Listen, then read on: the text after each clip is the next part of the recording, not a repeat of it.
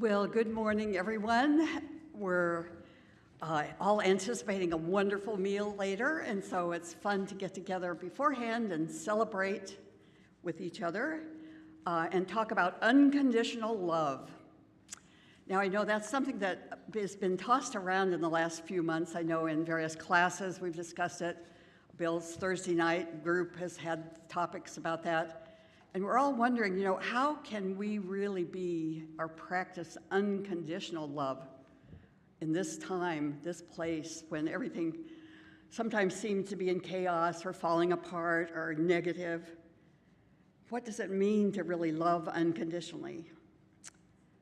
Well, we speak our mission each Sunday, don't we? We celebrate the awakening and practice of divine love in every heart. So isn't divine love the same as unconditional love?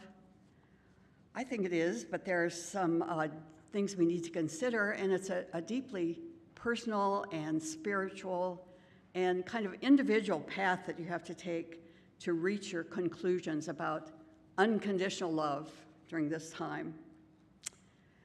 Well, I want to take you on a journey through my thought processes as I thought about this over the months, and maybe that'll spark some inner reflection and thinking about, well, what do I really mean when I say I want to love unconditionally?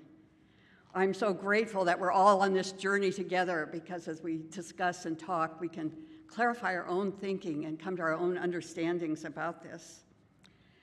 So, what I want to do today is start with some of the train of thought I got when we were in the Sunday class studying Charles Fillmore's Christian Healing. And then I got to thinking about what kept coming to me was the phrase, put the best construction on everything. And everything always seems to work on the higher plane, doesn't it? The songs we've sung today, the message last Sunday about remembering the spiritual values that our country was founded upon, and then the kids talking about the commandments all kind of fit into what I was thinking about talking about today. So let's see how this all relates to unconditional love. But first I want to just do a short refresher course on some of the truths we know in unity. Those of you that attended the metaphysics class from February to April probably will remember this and can explain it to others when we are in classes discussing together. And that's the idea of the absolute and the relative. Absolute truth is in the realm of divine ideas. Truth is absolute, universal, unlimited, unconditional, unchanging, and complete. Absolute truths are unchanging ideas that are always true. These ideas are the same for everyone and never change. And this is from the book Heart-Centered Metaphysics by Paul Hasselbeck. Relative truth refers to the world of the senses. It's about the things we see and feel in the world around us. This includes time, space, and our experiences. These things can change and are different for each person. It's our experience as humans living on this physical earth plane. And the song about we're only human, you're only human like me. The relative world, or the world of appearances, the world we see and feel, doesn't really exist on its own. It comes from our thoughts and feelings and is based on our understanding of the big, unchanging ideas or the absolute truth. Our human experiences are in our relative world, and they feel very real to us. That's why it's important to balance our human experiences and our understanding of absolute truth. By thinking more about absolute truths, we can change our thoughts and make our lives better, but we still live in a physical world, so we have to deal with the appearances of things we see and feel every day. So that's kind of a paraphrase from Heart-Centered Metaphysics, that we live in relative and an absolute world. And in the book that we were just studying a couple of weeks ago, Fillmore used the truth, thought unity. And as we were discussing that, Fillmore wrote, "This means that we must think of ourselves as God thinks of us. In order to appreciate and receive God thoughts and to bring forth the fruits, if you think of yourself as anything less than the perfect child of a perfect parent, you lower the thought standard of your mind and cut off the influx of thoughts from divine mind. When we go forth in the understanding of human beings' perfect nature, we find a new consciousness forming in us. So then Fillmore goes on to talk about the I am and what that means to us. And goes on to say, we proclaim that we perceive as the highest truth. We proclaim what we perceive as the highest truth, regardless of precedent or tradition, mental ignorance, or physical limitation. This is our true estate, and we shall never recognize it until we enter into the mind, enter it in mind, because there it is and nowhere else. That is, we have to remember that we're spiritual beings having this physical experience, and we're living on this relative plane. And I think Fillmore's emphasizing the necessity for us to remember that we are spiritual beings. And in the absolute, we see ourselves as perfect expressions of this divine source. We raise our consciousness and align ourselves with the greater possibilities. And this unity of thought is essential if we want to expand our consciousness and grow. So we need to form this vision of ourselves as perfect children, perfect offspring of perfect parent. And then we begin to recognize that divine aspect of everyone that we come in contact. Well, when we embrace the understanding of this perfect nature, a new consciousness starts to form. We begin to see ourselves as spiritual beings. The new consciousness allows us to act and think in ways that we may not have thought about before. It challenges our old way of thinking. And we are here on earth to expand our consciousness, I do believe. We're here to work further and closer to expand to becoming that perfect expression of the Christ here in human form. And that's where we have to stand up and proclaim the I am and claim our spiritual power. So our second principle of unity really states that, doesn't it? And if you'll notice, they're in the bulletin these days. Second, our essence is of God. Therefore, we are inherently good. This God essence, called the Christ, was fully expressed as Jesus. And Jesus said, "These things I do, but you shall do them too, and even greater things." So in the absolute, we know that we are perfect and that we can be the full expression of God. So how can we do that? Well, to put yourself in the situations where you can have quiet time, have a regular prayer and meditation practice, where you regularly affirm your divine self-worth, your divineness.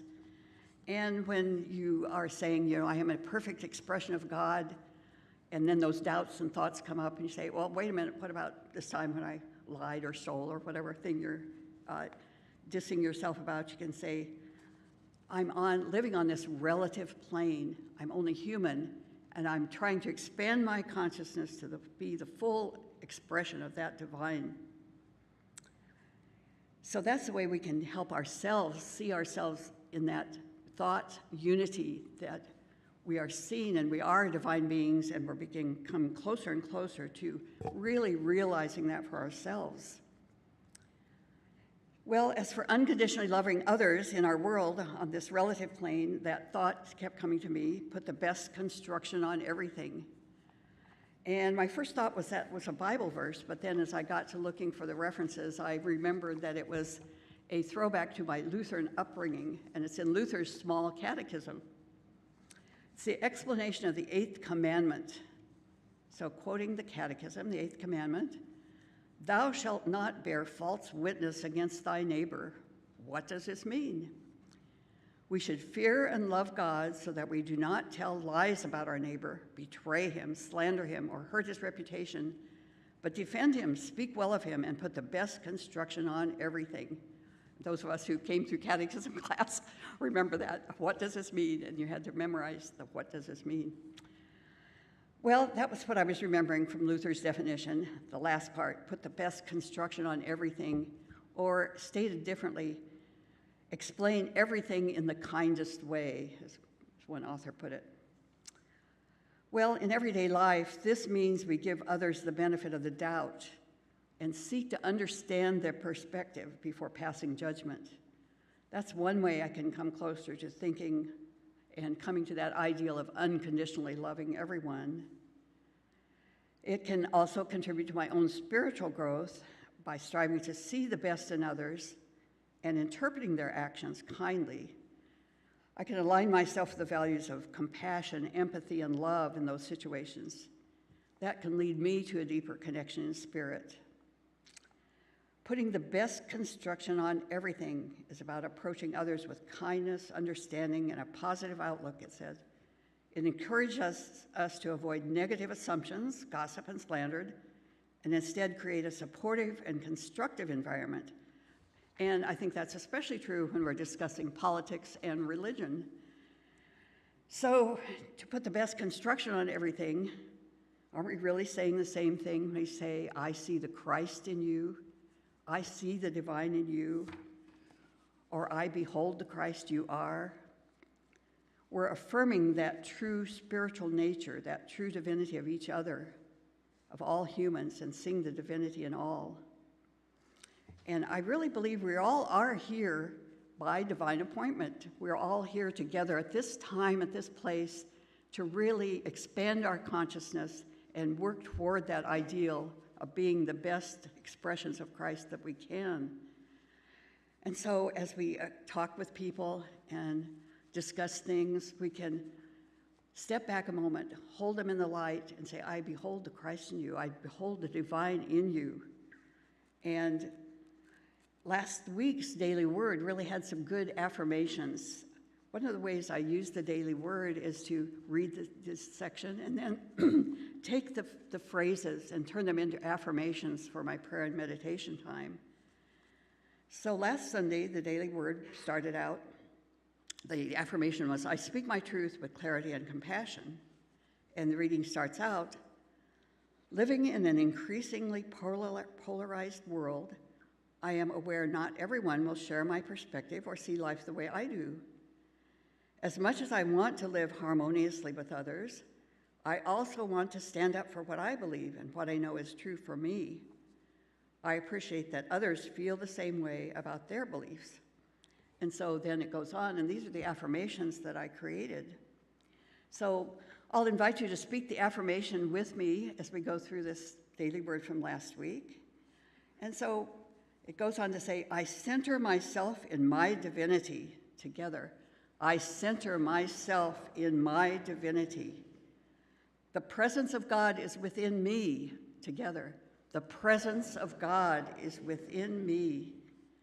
I am a spiritual being together. I am a spiritual being. I acknowledge the divinity of all others together. I acknowledge the divinity of all others. I love unconditionally. I love unconditionally. So as we take those affirmations into our meditation time, you will get closer and closer to receiving and understanding and really recognizing that guidance from Spirit. That's what we're all about here, expanding our consciousness to combine and join with the divine. I believe that we probably won't have the full realization until we are ascended, and so since we're all here, I think we're still all working on this particular aspect of unconditional love. And I always heard the expression in my past that, yes, in the absolute, I can unconditionally love everyone. But here on earth, I can choose how I spend my time and who I spend my time with.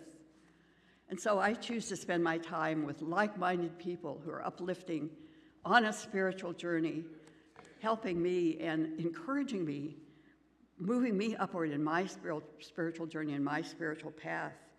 And so that's why we've all said it. Bill's talk about really trying to practice the Sermon on the Mount, our values that we were founded our country, that Anne reiterated last week. We can all bring those into perfect expression by meditating on those words and saying, how can I be more of an expression of this? And so I always think of our mission statement, awakening divine love in every heart. And what would that really look like? One of the practices I use is to kind of sit and vision and try to write out, what would a spiritually awakened world really look like? What would awakening divine love in every heart really look like in my life, so that I'm getting that vision of what it would really look like? Because if we can envision those things, we can then bring them from that mind idea into expression. And so this week I challenge you to have those positive words in your meditations, really affirming your spiritual divinity, and any doubts and thoughts that come up that negate that, use your denials. Those thoughts have no power over me. I am a divine expression. I am that perfect expression of Christ on this plane. And when you do fall back or aren't quite meeting up to your standard, you can remember the song, I'm only human. I'm here to do the best I can in this expression of my life. And we have many people along the path with us who are willing to stand by us, support us, and help us get back on that spiritual plane. So that's how my thought process was working these past few months, thinking about unconditional love and how can I express that today. So thank you.